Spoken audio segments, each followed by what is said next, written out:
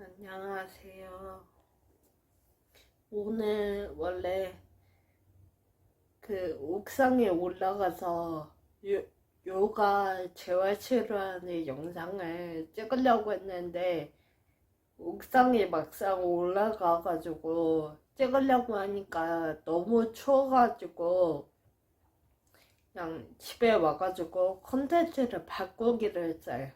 그래서 오늘 찍을 거는 제가 처음에 이 손의 위축증의 증상부터 시작해서 이 병은 어떻게 진단받게 되었는지 그 얘기를 한번 해보려고 해요. 처음에는 아무런 증상이 없었어요.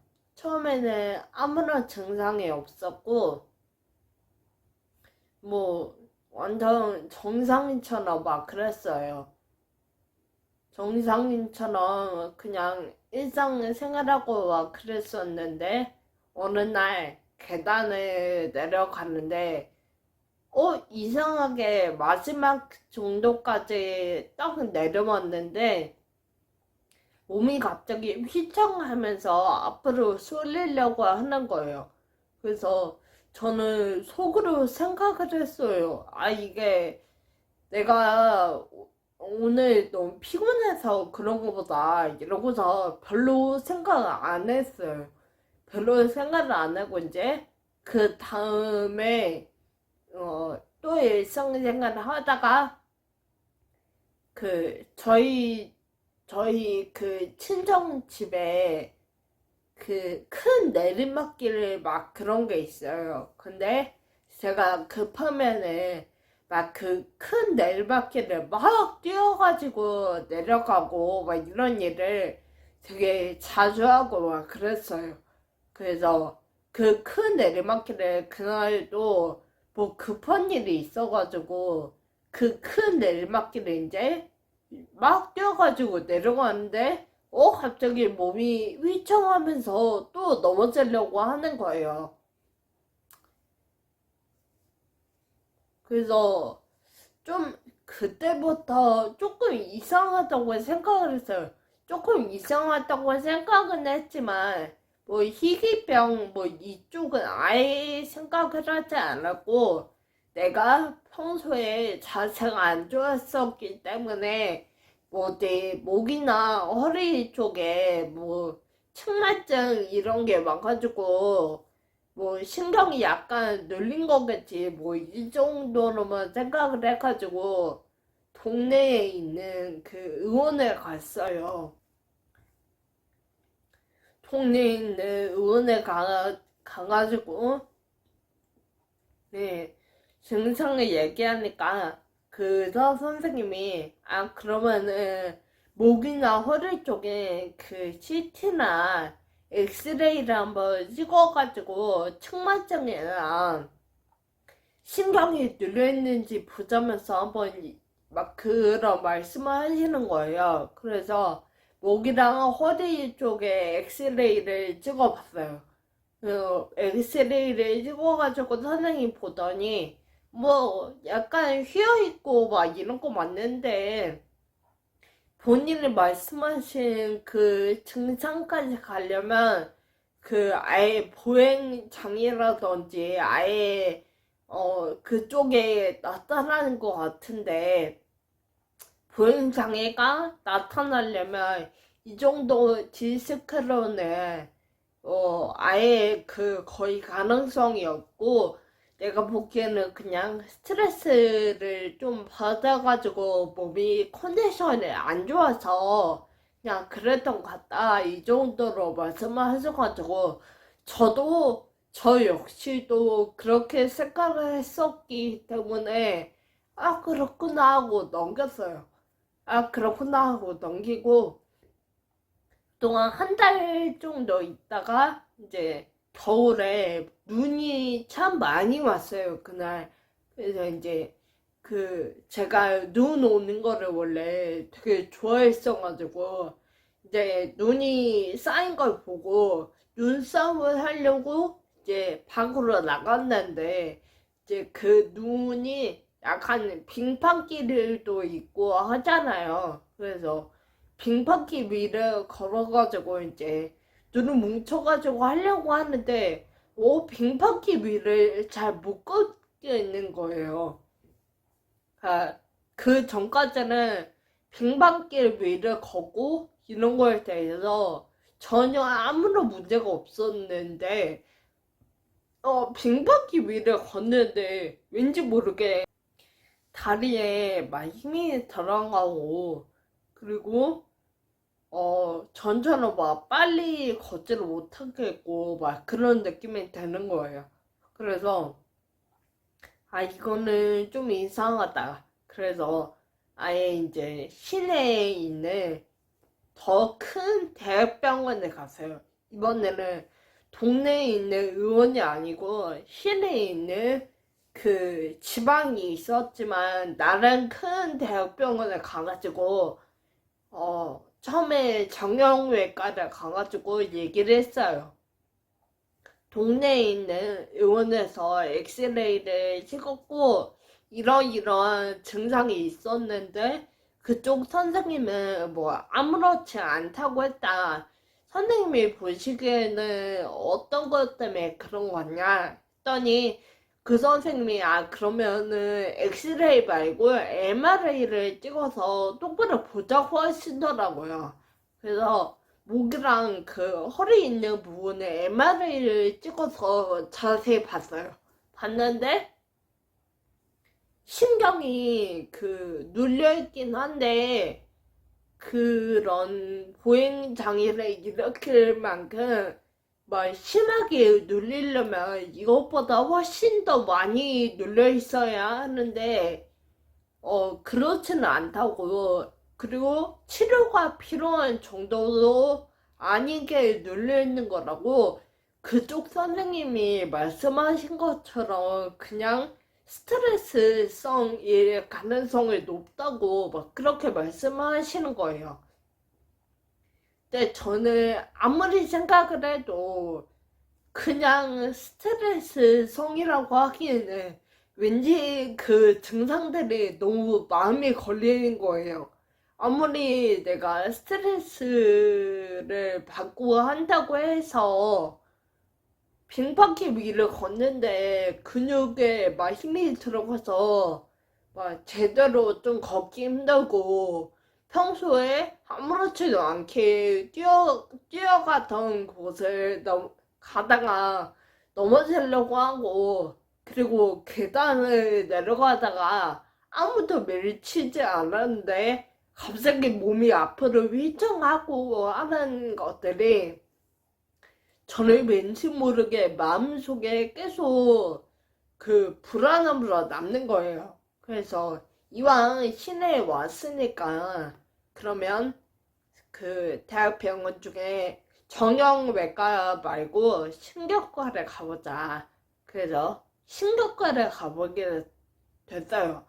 만약에 그 선생님 말대로 정말 뭐 디스크라든지 뭐 때문에 스트레스라고 해도 그러니까 뭔가 신경 쪽의 문제잖아요. 그렇게 보행 장애를 일으키고 하는 것들이. 그래서 만약에 신경 쪽의 문제라면 정형외과 선생님보다는 신경과 선생님이 더 많이 아실 것 같아서 신경과 선생님한테 가가지고 이제 증상을 말씀드렸어요. 뭐 목이랑 그 허리 있는 부분 MRI 찍었고 그리고 이러이러한 증상들이 있는데 그 정형외과 선생님이랑 처음에 갔던 의원 선생님은 아마 스트레스 때문에 뭐 이런 거 같다고 했다.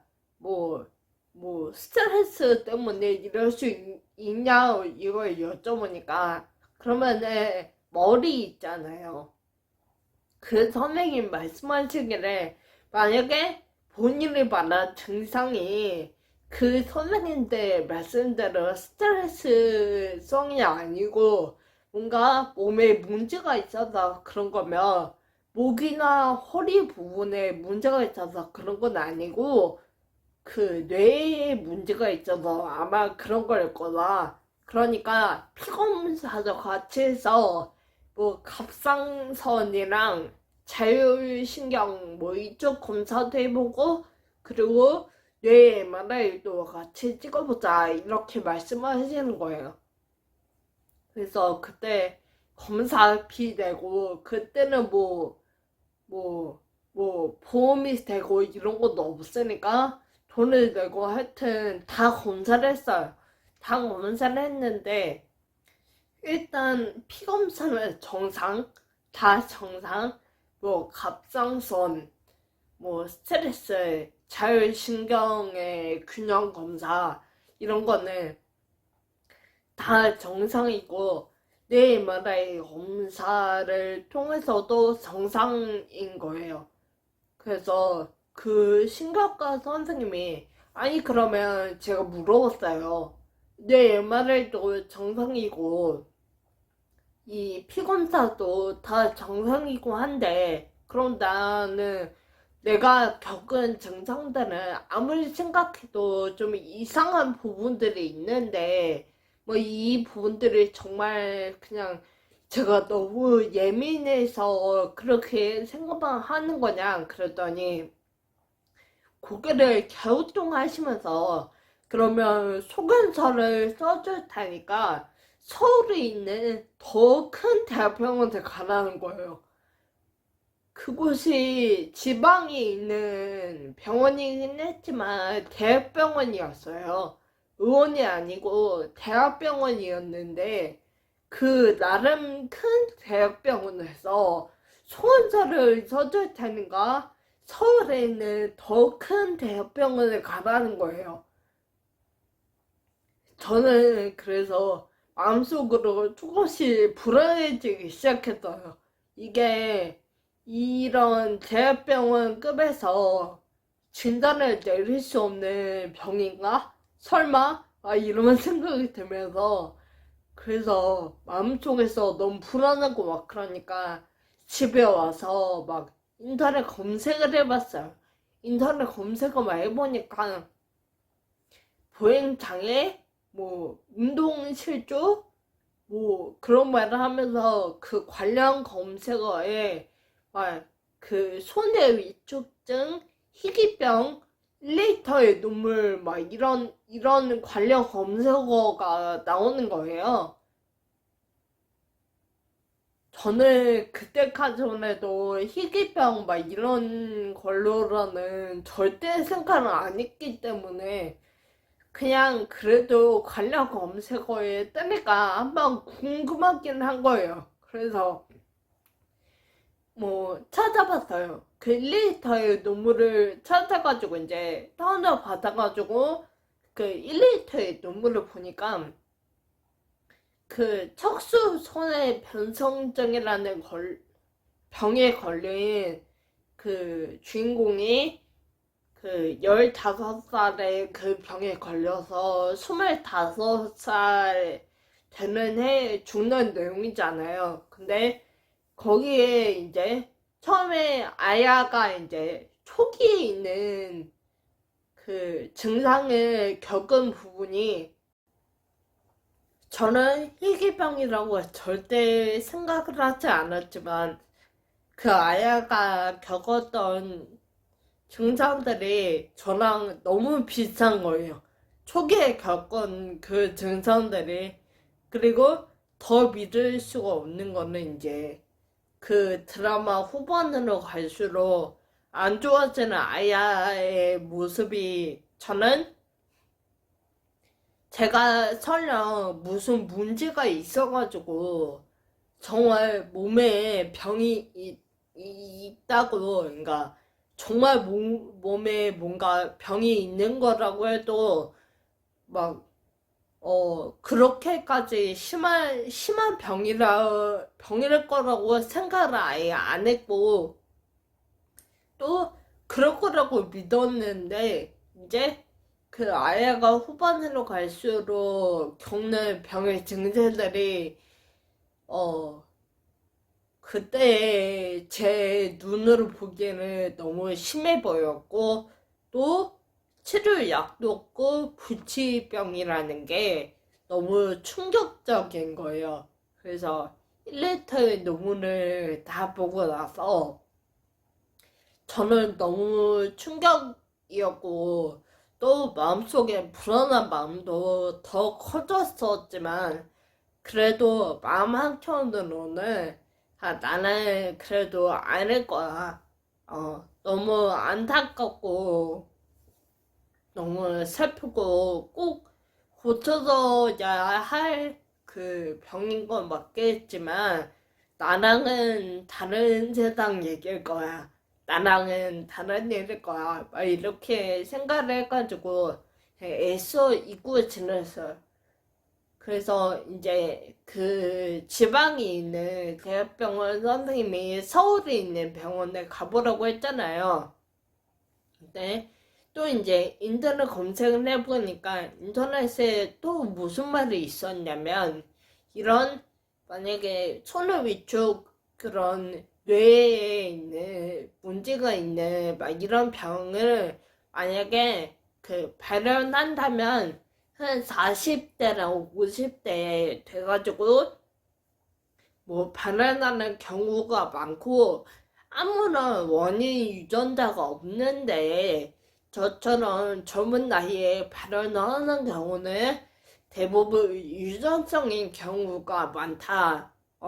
비유전성으로 그냥 나 혼자서 발현한 게 아니고 유전성인 경우가 많다고 막 그렇게 검색이 나오는 거예요. 그래서 처음에 엄마한테 전화를 걸어가지고 물어봤어요. 엄마, 그러니까 아까 혹시 뭐 이런 비슷한 증상을 겪어본 게 있거나 아니면 엄마 친척 중에 이런 비슷한 증상을 겪으시는 분이 있냐 물어보니까 아니 그런 사람 한 명도 없고 자기는 그런 증상을 아예 겪어본 적도 없다고 얘기를 하는 거예요. 그래서 저희 엄마랑 아빠랑 이혼을 하셨어요. 그래서 아빠랑 한 10년 정도 연락을 안 하고 살았는데 엄마 쪽이 아니면 아빠 쪽이잖아요. 그래서 10년 동안 연락을 안 하고 살던 아빠한테 전화를 해가지고 물었어요. 아빠 혹시 몸이 어디가 아프냐? 몸이 어디가 아프다면 혹시 병원에서 뭐 손에 그런 얘기를 하더냐? 그랬더니 놀라면서 어떻게 알았냐고. 아빠 몸이 이상해가지고 병원에 가가지고 진단을 받았더니 뭐 손의 위축증 뭐 이런 얘기를 하더라. 뭐 이랬다는 거예요. 그러면서 자기가 다니고 있는 그 서울에 있는 대학병원이 있으니까 한번 이 병원을 가봐라. 근데 너는 아마 안 할 거야. 왜냐면 아빠 친척 중에도 아무도 그런 사람이 없고 그냥 아빠만 이런 거니까 너는 그냥 선생님들 말대로 스트레스성으로 좀 있어가지고 몸이 안 좋아서 좀 그런 거지. 아빠처럼 병원은 아닐 거야. 막 그렇게 말씀을 하시는 거예요. 그래서 저는 그 아빠가 다닌다고 하는 서울에 있는 대병원에 가게 됐어요. 그쪽 지방에서 대병원에서 찍었던 뇌 MRI랑 뭐 허리 MRI, 목 MRI 그리고 제 증상들을 그 말을 해주면서 선생님이 보시기에는 어떠냐 물어보니까 그러면 유전자 검사를 한번 해보자고 얘기를 하시는 거예요.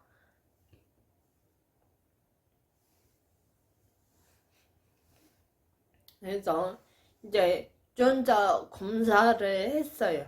유전자 검사를 하고 이제 결과가 나오기 전까지 거의 잠이 안 오는 거예요. 며칠을 걸렸는데 그 며칠 동안 진짜 거의 잠이 안 오고 그런 1리터의 눈물에서 아야가 안 좋아졌던 그런 후의 모습들이 미래의 내 모습이 될 거라는 게 아예 믿기지가 않는 거예요. 물론 안타까운 병은 맞고 꼭 고쳐줘야 되는 병도 많겠지만 나만은 별개의 일이라고 생각을 했었기 때문에 그런 게 너무 충격적이고 믿기지가 않는 거예요.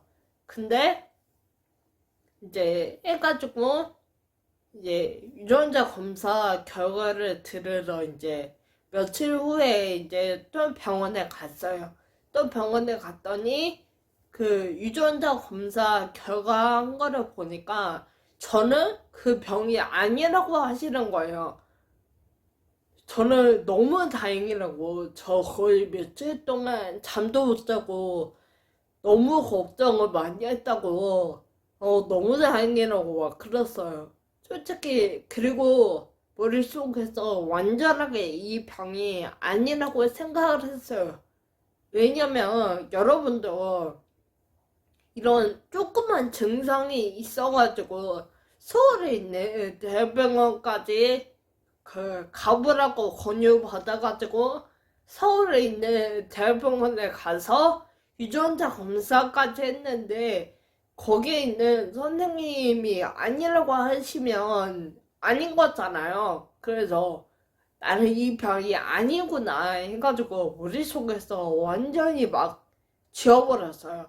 이 병을 나는 그러니까 내가 계단에서 그렇게 앞으로 넘어지려고 하고 좀 빙판길에서 막 그런 일이 있었던 게 이유가 뭐냐면 내 다리에 근력이 없어가지고 너무 근력 운동을 안 해가지고 그랬었구나 이렇게 생각해가지고 거의 한 5개월 동안 아예 병원 갈 생각을 안 했고 그쪽을 아예 까먹고 살았어요. 아예 까먹고 살았는데 이제 어느 날 이제 주말마다 가던 공원이 있었는데 그 공원에서 이제 계단을 내려가려고 하는데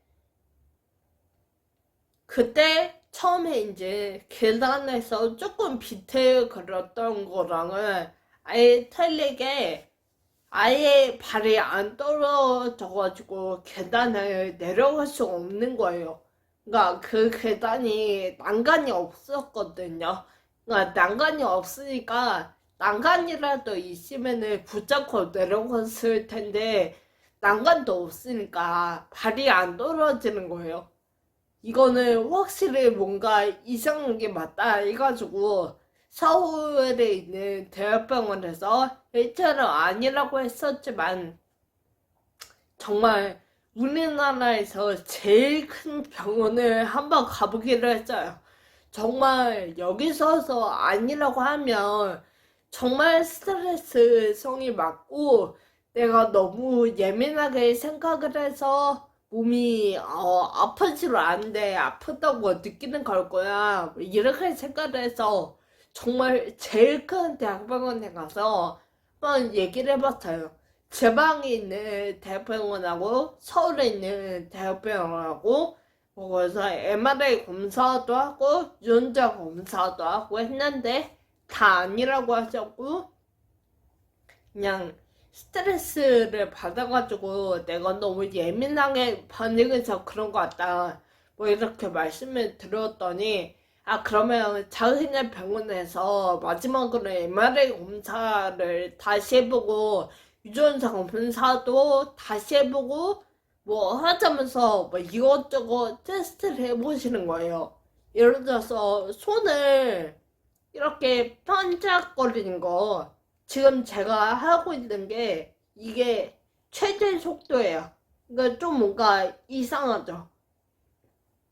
그러니까 정상인은 이것보다 훨씬 더 빨라야 된대요. 훨씬 더 빨라야 되고 그리고 훨씬 더 정확해야 되고 하는데 저는 그렇지가 못한 거예요. 그때보다 걷는 증상은 많이 안 좋아진 거지만 손 이렇게 반짝반짝 하는 거는 그때나 지금이나 별반 틀린 게 아니거든요. 근데 제가 손이 이렇게 반짝반짝하고 뭐 하는 그 여러 가지 것들을 잘 못하니까 그것도 스트레스 하시면서 보고 이제 그 MRI랑 유전자 검사 결과를 봐보자라고 얘기를 하시는 거예요. 그래서 그 검사 결과를 기다려가지고 보니까 결론적으로는 그 우리나라에서 제일 큰 대학병원에서 보시기에는 유전자 검사로도 그쪽 병에 있는 유전자가 맞다고 나왔고, 그리고 아주 경미한 극초기이기도 하지만 그 손해가 MRI 상으로도 위축되어 있는 게 보인다. 그리고 이런 손 반짝거리고 계단 내려가다가 넘어지려고 하고 막 그런 증상들에 손의 위축증의 증상이 맞다고 얘기를 하시는 거예요. 그래서 최종 진단을 손의 위축증이라고 이제 진단을 하시는 거예요. 저는 쿵 내려앉았어요. 쿵 내려앉아가지고 이제 하니까 그 선생님이 저를 그러니까 지금 30인데 30이 전담에 아직 젊은 나이인데 이 젊은 나이에 이런 희귀불치병에 걸렸다는 게 그 선생님이 저를 되게 안쓰러운 눈빛으로 보시면서 하시는 말씀이 산정특례에 등록을 해줄 테니까 이거를 하고 가라고 하시는 거예요.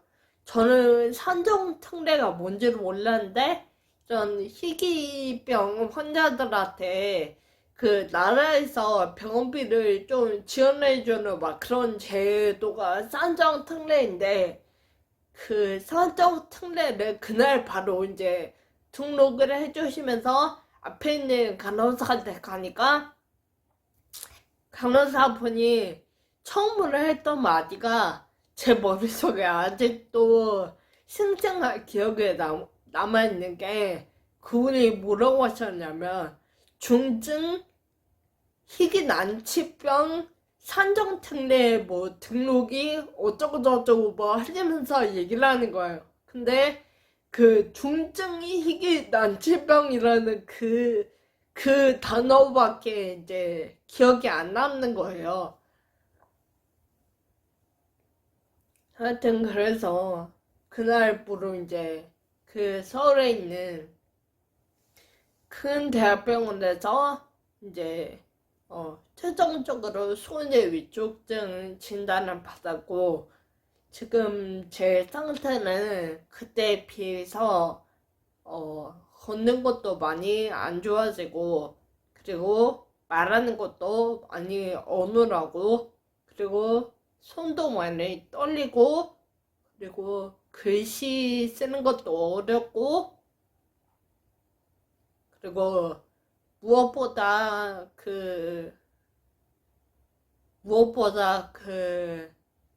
그런 그러니까 병에 진행을 한다고 인터넷에 나와 있는 그것들이 저랑 너무 똑같은 거예요. 그래서 저는 끝까지 부정을 하고 싶었지만 결국에 지금은 인정을 하게 됐어요. 이 병이 맞다는 거를. 네, 사실은 3년 전까지는 거의 믿을 수 없었고, 네, 지금은 믿지만, 지금 믿고, 그리고 나는 늙을 때까지, 제 그래서, 원래 제 목표는, 그래도 남한테, 피해를 주지 말고 그냥 평범하게 늙는 거를 생각을 했어요. 평범하게 늙는 거를 생각을 했는데 지금은 목표가 많이 바뀌어가지고 제가 지금 나이가 30인데 40살까지만 휠체어를 안 타고 제 다리로 걷고, 그리고 글씨 쓰기도 어렵고 숟가락을 들기도 어렵지만 그래도 제 손으로 밥 먹고 이빨 닦고 씻고 대소변 처리하고 이 정도 기본적인 생활을 누렸으면 하는 간절한 소망이 있어요. 그러네요.